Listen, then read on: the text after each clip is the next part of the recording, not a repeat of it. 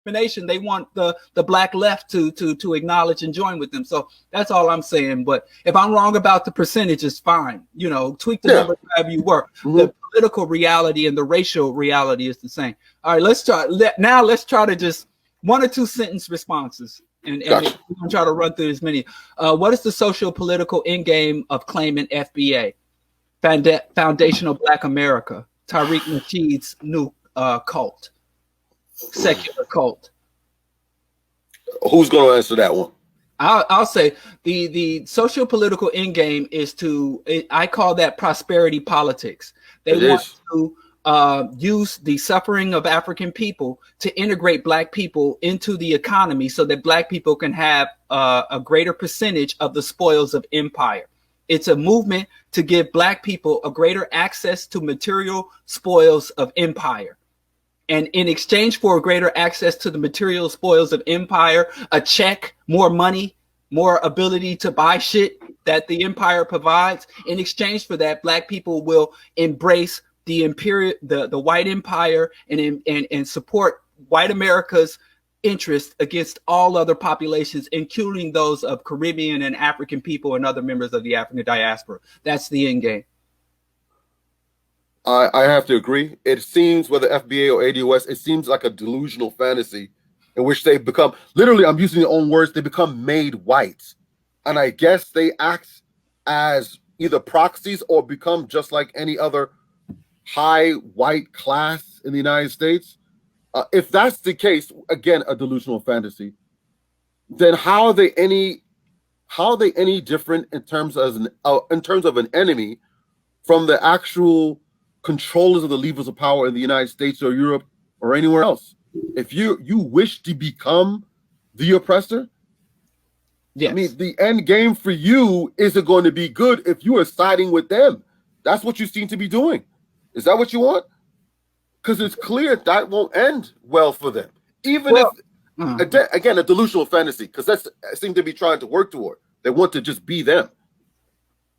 Well, what's going on with that is, throughout starting in really the late 80s, but it really came into consolidated in the mid 90s, was the concept of prosperity gospel, which grew off of the roaring 90s under the Bill Clinton economy and the fall of communism and the unabridged capitalism. Everybody was going to get rich if you're just willing to work for it.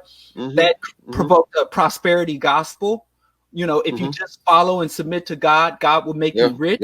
That became discredited in the 2010s.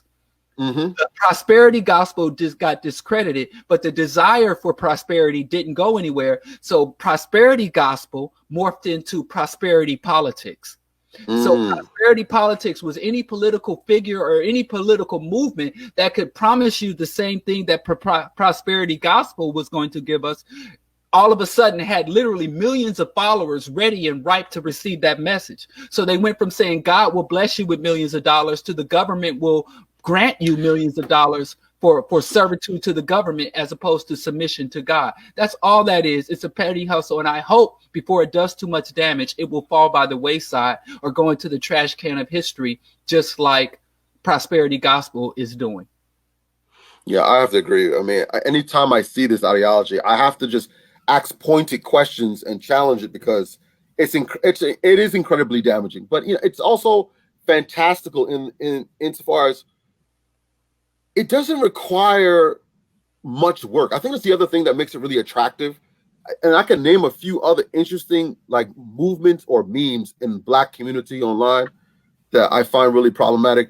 But it doesn't require that much work. You just simply want good stuff that someone will grant you at the end of this. Right. I want to make a through line to some other things I've seen online, because I want to let you guys, the listeners, know something that I find is really, really a problem. I'm sorry if I make a tangent from the actual subject, but I really want to get this out there. Okay. Although I'm really active in the online world, I do a lot of actual monitoring for even statistical purposes.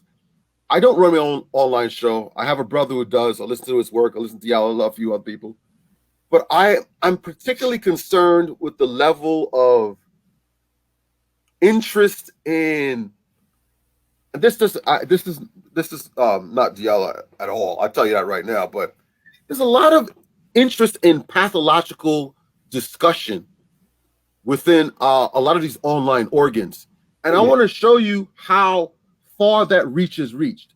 I teach students out here who are far removed from the American experience, and in a few occasions, my students will come to me and they'll give me talking points and insights into the Black society, family, relationships that I have no idea how I have a similar insight into theirs. There's no place I could go and find that kind of ornate, detailed, pathological, sort of problematic information. I just feel concerned that so much of these discussions have become fodder for consumption by a lot of other people, all right? Because it's not just our music that's being absorbed, not our music, not just a culture or our language. It's a lot of our conversation pieces. And, I don't, when a Middle Eastern person approaches me, or someone from the Far East, because, the large populations out here are people from the quote unquote Middle East, Far East, Southeast Asia, of course, the Aboriginal population. There's a growing number of continental Africans and North American Africans coming out here. But they have information that I find like, wow, how do you know that? Why do you know this? All right. Something for consideration. Maybe you guys have questions or for the future that I want you to know if you ever, well, it's different over there, but I'm just so far away from it. And I hear people come to me and say these things. I find, I don't agree with it. I don't like it. Yeah. Well, Lifeblood also asks, is FBA a necessity for freedom of Black people in America? Well, the answer to that is no. They don't want freedom. They want integration. The opposite of freedom is not actually slavery. The opposite of freedom is integration. Amos Wilson said that to fully integrate with them means we have to erase ourselves or seek erasure of ourselves. And FBA and ADOS said they want to be made white. They want that colorblind society that people, or post-racial society that people were talking about with the election of Obama. They still think that's a possibility. They want to be able to walk the street where a policeman pulls up and just sees an American. They don't see a Black man. Right. They want to be made white. So no, they don't want freedom, and it's not a path to freedom. Fiat isn't freedom. I need to put that on a shirt. Fiat ain't freedom. But then I got to speak to people who think that I'm pro-poverty. I get that a lot too. They don't understand socialism. If you're a capitalist, you're pro-poverty. You're pro. Socialists are not pro-poverty. But I'll deal with that on my own time. I'm not going.